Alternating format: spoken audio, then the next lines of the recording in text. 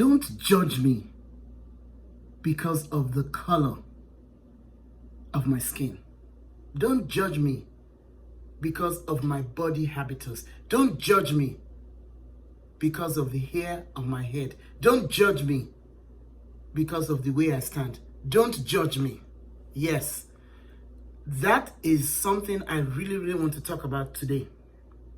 You see, a few weeks ago, probably last week or maybe 2 weeks ago, I happened to be in San Diego, California.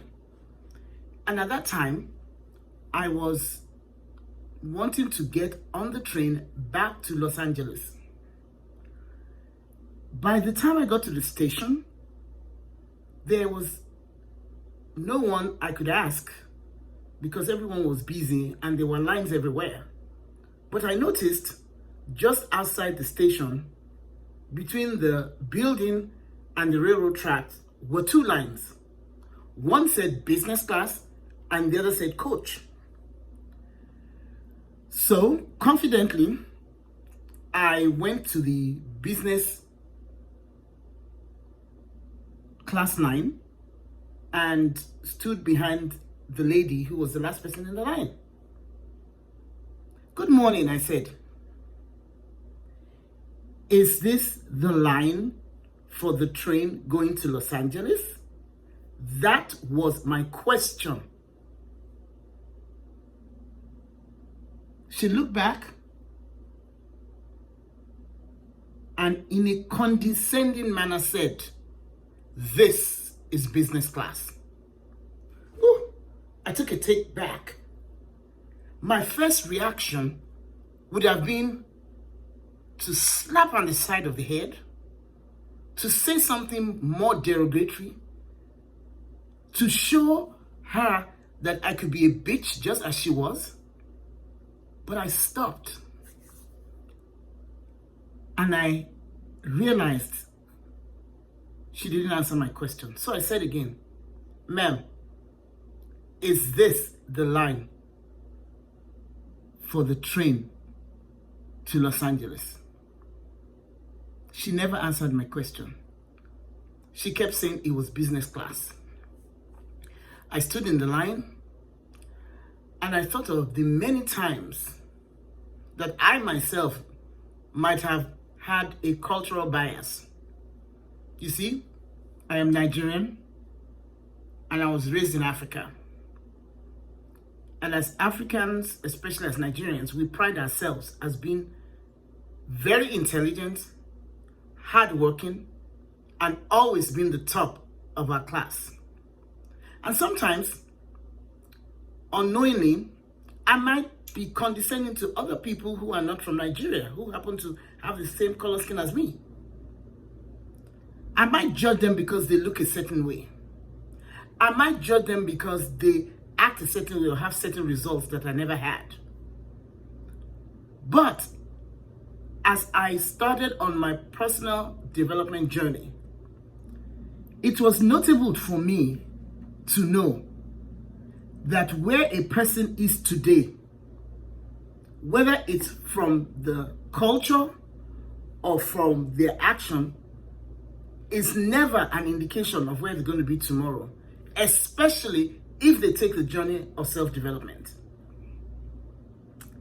That lady apparently did not want to answer my question because that morning it was a little chilly in San Diego and I had a hoodie on.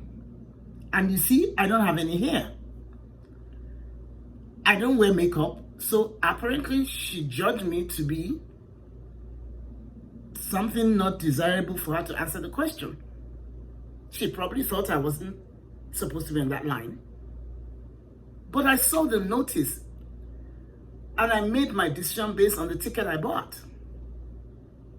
There is nothing in business class or coach that is defined by how a person looks or dresses. It is defined by the price you pay for the ticket. You know, it's amazing that as I work as a physician in the South, A lot of times I walk into a room, introduce myself, and still in 2023, somebody would say they did not see the doctor. It used to hurt, but not anymore, because I began to understand that somebody else's bias should never become my reality. And I now intentionally ask myself questions when I see people. I never make assumptions about people's ethnicity regardless of the color of their skin. I ask the question, so where are you from? Or where do you live? Or where are your parents from? Or what ethnicity do you identify with? Because seeing a person and making a judgment is not how intelligent people act. Intelligent people are curious. They ask questions. As a physician, if a patient comes through the door and tells me a diagnosis, my job is to keep asking the right questions and do the right examination and do the right tests to figure out what their actual problem is so they can have a solution to it. It is not my prerogative to stick with a label just because someone is stuck, biased about a certain thing. Why am I bringing it up today? Because today, I realized I hadn't done my videos. And I realized I hadn't walked 10,000 steps because I had an excuse. I had no time. And then it hit me. That is not true. I have time. The question is not whether I have time. The question is the bias I have for exercise, because it is still uncomfortable for me to walk 10,000 steps. It is more comfortable for me not to. So I default to what is comfortable. And today, I went downstairs to the gym, got on that treadmill, and gave myself a command. You will walk 10,000 steps before you leave this room. If it takes you an hour, 2 hours, or 3, but you will walk it. And then it dawned on me to hack my brain. I started listening to some interesting training. And in the listening process, I forgot my bias about not really enjoying the treadmill. By the time the training ended and my time was up, and I looked, I had walked 11,000 steps. And it hit me. As we go on our journey, we need to look for things that support what we want to do, not things that derail us from what we want to do. Every time you notice your bias, think of it this way. You put yourself in a little box when the whole earth is your territory. Let me tell you something. Each of us is biased. Yes, we are. We are biased because of our culture and because of our laziness. Just because something happened a certain way yesterday does not mean it is the same today. We need to come to every single day with fresh eyes. The book I read every day says, God's mercies are new every morning. And since I have been talking, your red cells Some have died and some have been born, because life is process. We're not stagnant. So why should our how do I say, our observations of life be stagnant? Don't judge a book by its cover. Don't. Because you don't know what's in the book. Just as your life is a book, there are many chapters in your book. There are some chapters you wish never happened. And there are some chapters you're scared to turn the page to see what will happen. Do not live in a biased world. Have curiosity. Curiosity to ask the right questions to help you and open your horizon to bigger, better, and more. When I get off the plane, most people assume I live in a city where people look like me. When I tell them where I live, they are shocked. And they ask how long I've lived there and if people treat me right. Ha! You know what? It doesn't matter how people treat me. It matters how I receive the treatment of people. Because here's what it is. Even if you treat me wrong, you are helping me process my emotional resilience and building my character. Because without resistance, you don't build muscle.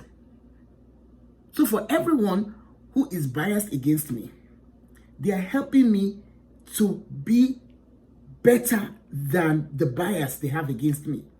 Isn't that interesting? That perspective is a game changer.